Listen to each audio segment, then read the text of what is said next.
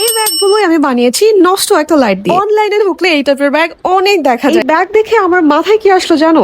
আরে এটা দেখতে তো এই লাইট গুলোর মতো। ট্রাস্ট মি, এরপর থেকে আমার চোখগুলো এই লাইটই খুঁজতে থাকে। লাকিলি সেদিন বাসায় ঢোকার সময় গ্যারেজে আমি এই লাইটটাই ফেলে দেওয়া পেয়েছি। লাইটটা পেয়ে আমি তো মহা খুশি। এরপর থেকে শুরু করলাম আমার ক্লাচ বানানোর জার্নি। লাইটটা দেখে মনে হলো উপরের অংশটা একটু বেশি লম্বা, যেটা মোটেও মানানসই না। এর জন্য আমাকে 1.5 থেকে 2 ইঞ্চি কেটে ফেলে দিতে হয়েছে। বসে মেজে ভালো করে ক্লিন করেই আমি অ্যাপ্লাই করেছি গোল্ডেন কালার। আর এখন হলো সব থেকে ফান পার্ট, নিজের ইচ্ছা মতো এটার উপরে ডিজাইন অ্যাপ্লাই করা। ভাই এতগুলো ব্যাগ দেখার পরে মাথায় যে কোনো একটা ডিজাইন তো ফিক্স হয়েই যায়। তোমরা কি বলো? দেখো এই পাতার ডিজাইনটাই আমি বলের চারিদিকে করেছি।